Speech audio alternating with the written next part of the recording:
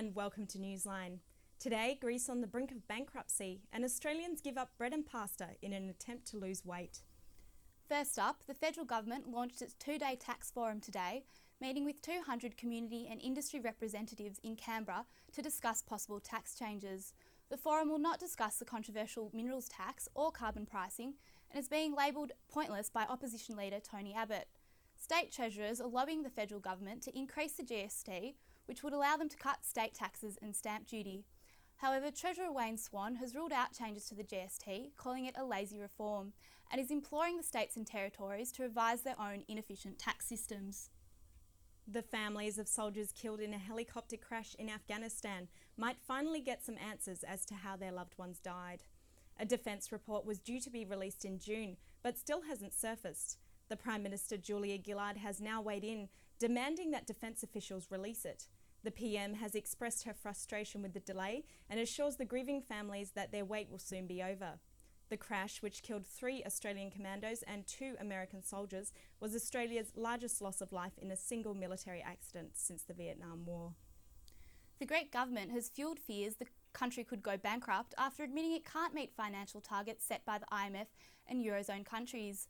Further bailout funds could be held back if Greece doesn't manage to curb its spending. Greece is trying to satisfy international auditors by slashing public service jobs. However, austerity measures are already fueling widespread strikes and work stoppages across the debt-ridden country. The crisis is sending share markets into a dive, but there is some good news, with Qatar Holdings taking out a 10% stake in European Goldfields, a Greek mining company. The multi-billion-dollar deal is expected to bring at least 1,500 much-needed jobs to Greece. Australian health advocates are calling for a Denmark-style fat tax to curb growing waistlines. The Obesity Policy Coalition says a fat tax could help lower the rising obesity rate in Australia. Denmark now taxes saturated fats in their products, raising their price by $3 a kilo. And in other health news, new research has found Australians are trying to lose weight by not eating bread and pasta. A survey commissioned by an advisory group for the grain industry has found Australians have decreased their consumption of grains by a quarter in 2 years.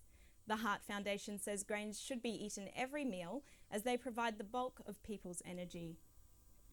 Australian charity Action Aid is taking the unusual step of calling for donations toward the East Africa drought crisis to stop. In a controversial move, the charity is encouraging potential donors to instead put pressure on the federal government to increase support for long-term agricultural development of the region. Action Aid CEO Archie Law says money alone won't help if the underlying issues aren't addressed. And now to sport with Caitlin Guilfoyle. The Socceroos will be without big-name players Tim Cahill and Mark Schwarzer for the upcoming friendly against Malaysia on Friday, and more importantly, the World Cup qualifier against Oman next week. The star players sustained injuries while playing for their English Premier League teams. Also missing from the Socceroos side are Brett Emerton and Harry Kewell, who will feature in Saturday's blockbuster opening to the A-League season for Sydney and Melbourne respectively. Australian hurdler Sally Pearson's dream year could be topped off with the highest athletic honour, after being nominated as International Athlete of the Year. Pearson would be the first Australian ever to take out the title. Mick Malthouse denies Eddie Maguire's claim that he's physically and emotionally struggling. Malthouse says his decision to turn down the Director of Coaching role at Collingwood was communicated to the club 6 weeks ago, but wasn't announced until after the final. And that's all in sport. To weather, and Melbourne had a top temperature today of 22. Tomorrow, Melbourne can expect a top of 23. It reached 21 in Geelong today, and tomorrow should see 21. And that's all we have time for in Newsline. I hope you can join us again tomorrow. Have a great evening.